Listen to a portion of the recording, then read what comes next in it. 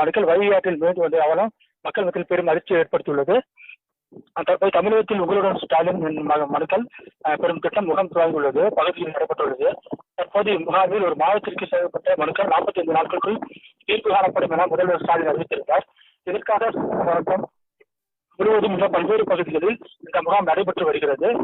அதன் ஒரு பகுதியாக சிவகங்கை மாவட்டம் திருப்புவனம் பகுதிகளில் உள்ள கீழடி, கொந்தகை, நெல்முடைக்கரை, மரப்புறம் ஆகிய 20க்கும் மேற்பட்ட கிராமங்களில் நடைபெற்ற உங்களுடைய ஸ்டாலின் முகாம் சேகரிக்கப்பட்ட மனுக்கள் 50க்கும் மேற்பட்ட மனுக்கள் வைகையாற்றில் மீண்டு வந்ததை கார்த்திக் என்ற நபர் காவல்துறை தகவல் தெரிவிக்கப்பட்டார்.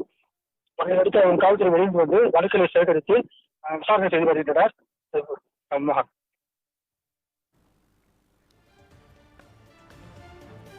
உங்களுடன் ஸ்டாலின் திட்ட முகாமில் சேகரிக்கப்பட்ட மனுக்கள் வைகை ஆற்றில் மிதந்து வந்தது தொடர்பான விவரங்களை வழங்கியதற்கு நன்றி ராஜா.